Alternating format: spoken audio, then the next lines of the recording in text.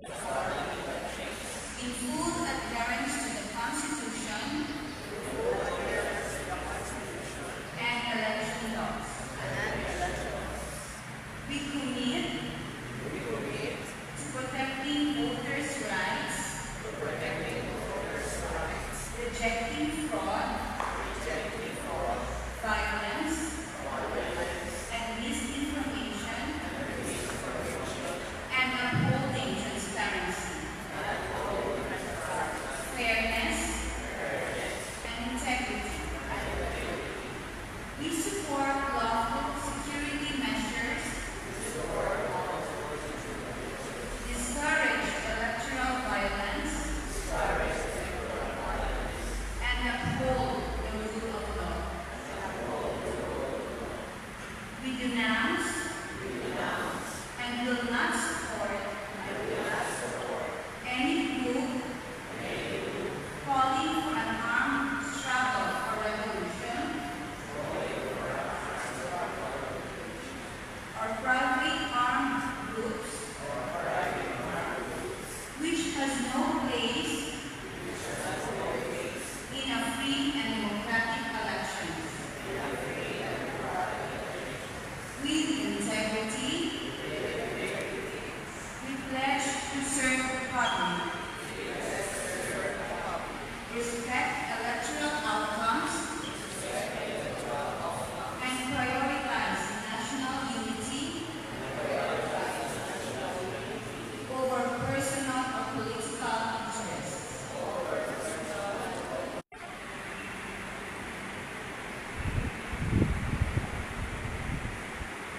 Take your seats, Ma'am and Sir.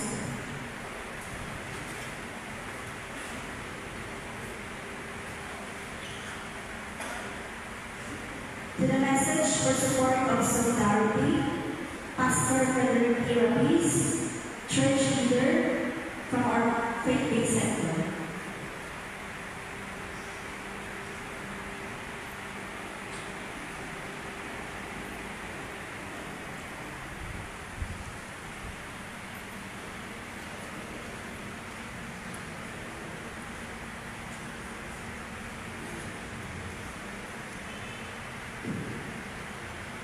Good morning, Honorable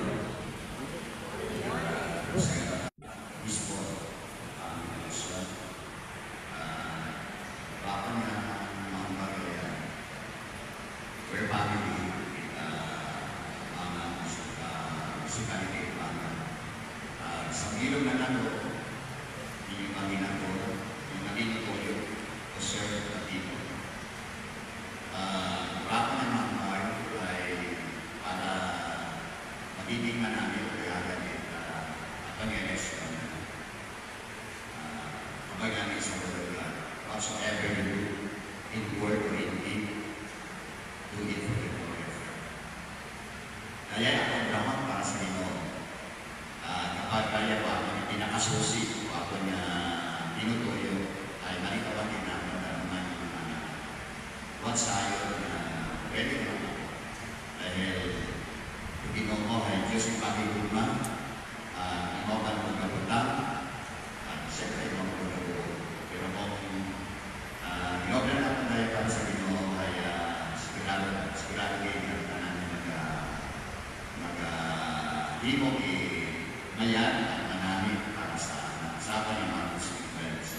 Kaya nga, yun no, ang naman ito magiging results ay sa hindi lang gawin pabili ng Panginoon. Kaya sa bilog na ito ako yung pinutuyo na sa tanan ay pag-himo na ako manamit para sa Ginoo, para sa ako. Kaya doon ako, napangamuyo, natindo sa raya na kausa na ako sa pangit. Tanan-tanan mo ay nagagan, papigil, kaya gusto na ako yung servisyo sa akin umuwi rin mga.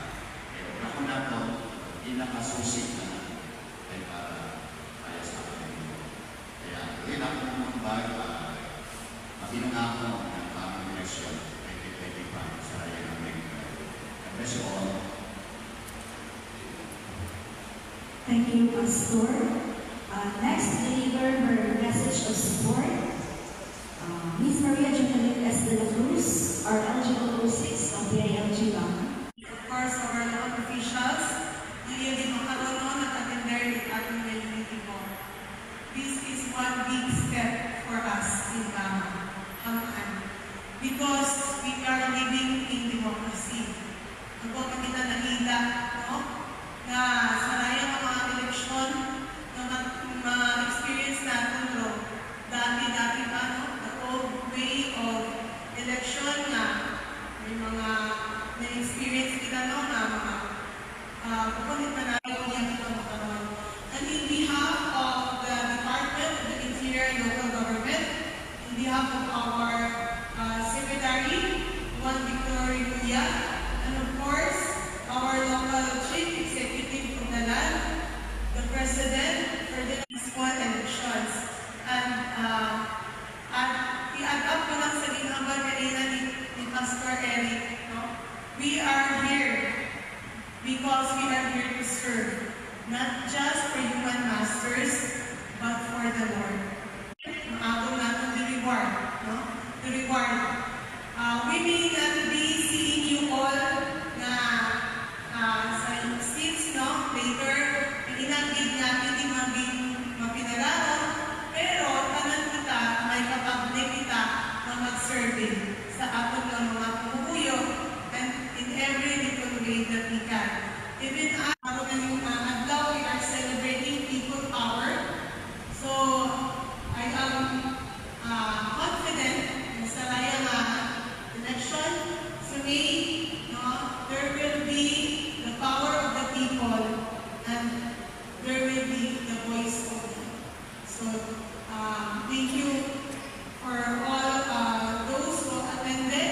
Mabahugin nga mabahug na statement na ipakita.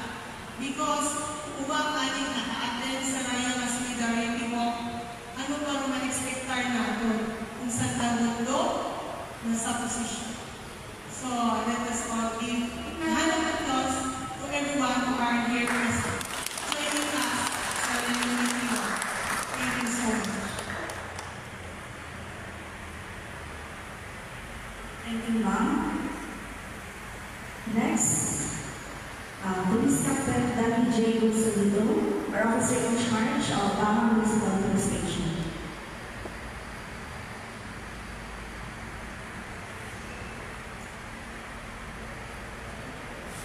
Integrity and respect for one another. We have no other rule but to ensure that the election is smooth, orderly, and peaceful. In the coming months, our nation will face a difficult moment, a time when each vote will shape our future, and for the candidates to make it fulfill their responsibilities and obligations to their community and supporters. It is imperative that Bama PNP rest assured that we are always willing to lend our support to ensure the safety of our people. As we proceed with deciding, let us do so with the understanding that our commitment today will resonate in the future we are building together. Let this be a testament for the Judge Harold B. Mabon, Company Commander of 3ID 12ID PPR.